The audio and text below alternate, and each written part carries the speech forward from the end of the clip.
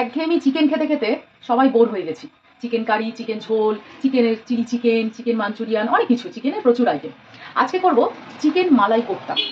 খেয়ে দেখবে, খুব ভালো লাগবে। তার জন্য একটুখানি প্রথমেই দেখিয়ে দিই, এখানে আমি শুকনো লঙ্কা, জিরে আর গরম মশলা, গোটা গরম মশলা একটু শুকনো খোলায় ভেজে নিচ্ছি। এটাকে গুঁড়ো করে আলাদা করে রেখে দেবো। আচ্ছা, এখানে আমার লাগবে বোনলেস চিকেন, ওই 250 থেকে 300 গ্রাম আছে। আর লাগবে, এখন আপাতত লাগবে রসুন, কাঁচা লঙ্কা, আদা। রসুনের ভাগটা একটু বেশি নেবো আর আদা একটু কম নেব। আর বাইন্ডিং এর জন্য লাগবে পাউরুটি, তার ধার কেটে দিয়েছি আর শুধু সাদা অংশটা নিয়েছি, এক টুকরো চিজ আর একটা ডিম। এবার আমি এটাকে একটুখানি পেস্ট করে নেব। এই যে মাংস আমি পেস্ট করে নিয়েছি। দু রকম কালার এই কারণে, এটা হচ্ছে শুধু মাংসটা পেস্ট করেছিলাম, আর এইটা হচ্ছে ওই যে কাঁচা লঙ্কা, রসুন আর আদা আর সঙ্গে মাংসটাকে নিয়ে একসঙ্গে মশলা সমেত পেস্ট করেছি, ওই জন্য কাঁচা লঙ্কা আছে বলে এই কালার হয়েছে।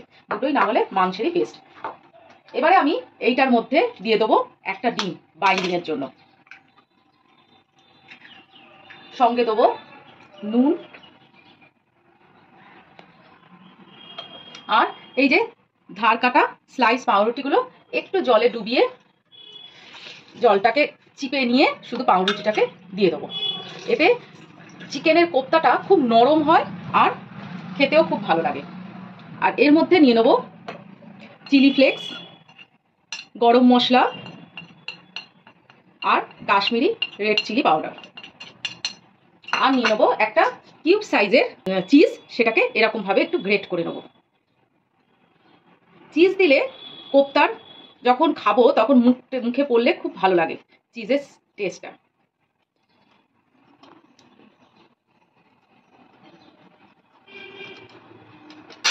এটাকে এবার সুন্দর করে মেখে নেবো। তা গ্রেভি করব আজকে, ঠিক কথা।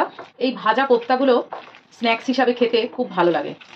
যদি বিকেলবেলায় চায়ের সঙ্গে এইরকম শুধু ভাজা খাওয়া হয়, সেটাও খেতে খুব সুন্দর লাগে।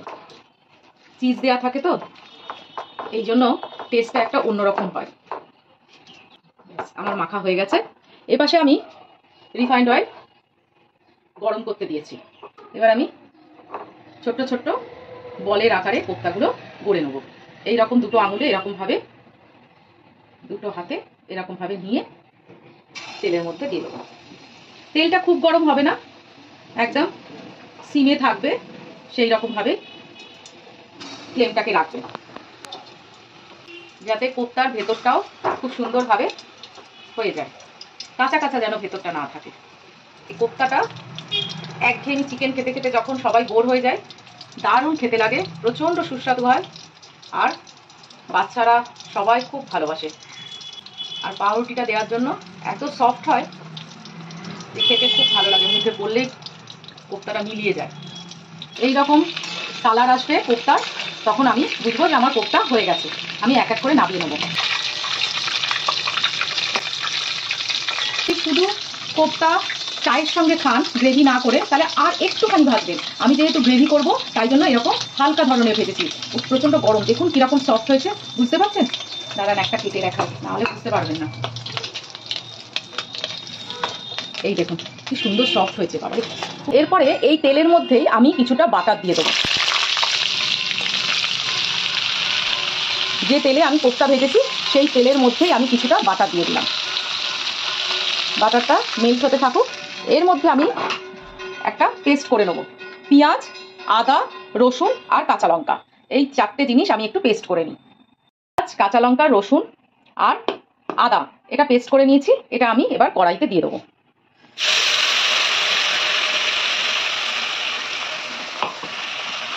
যেহেতু আমি বাটার দিয়েছি, ওই জন্য এর টেস্টটা একটা অন্যরকম হবে। এই মিক্সি ধোয়া জলটাও একটু দিয়ে দেবো।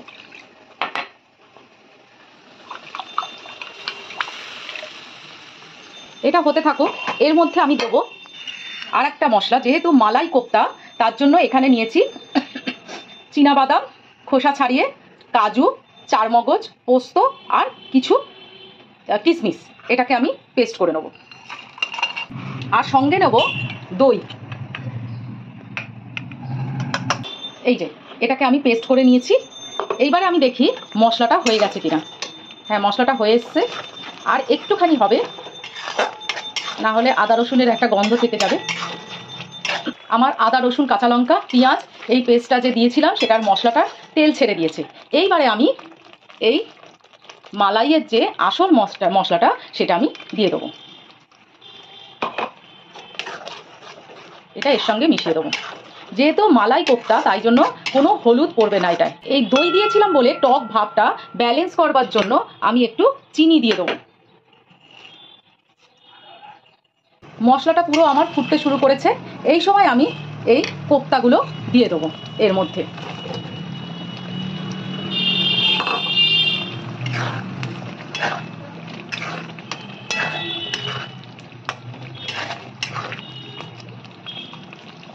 যেহেতু এই রান্নাটায় আমি কোনো জিরে ধনের কোনো ব্যবহার করিনি, কিন্তু ওই যে প্রথমে দেখিয়েছিলাম যে শুকনো খোলায় জিরে শুকনো লঙ্কা গরম মশলা সব ভেজে রেখে দিয়েছিলাম, সেই গুঁড়োটা এখন দিয়ে দেবো এর মধ্যে। আর দিয়ে দেবো কাসুরি মেথি, টেস্ট অনুযায়ী নুন। মধ্যে অনেকেই ফেস ক্রিম দিতেই পারেন, কোনো অসুবিধা নেই, কিন্তু আজকে আমি আর দেবো না। প্রচণ্ড গরম পড়েছে, একেই অনেক মশলা গেছে, তার উপরে আর ফেস ক্রিম হ্যান ত্যান কিছু দেবো না। এর মধ্যে খুব সুন্দর কালার এসছে একটা।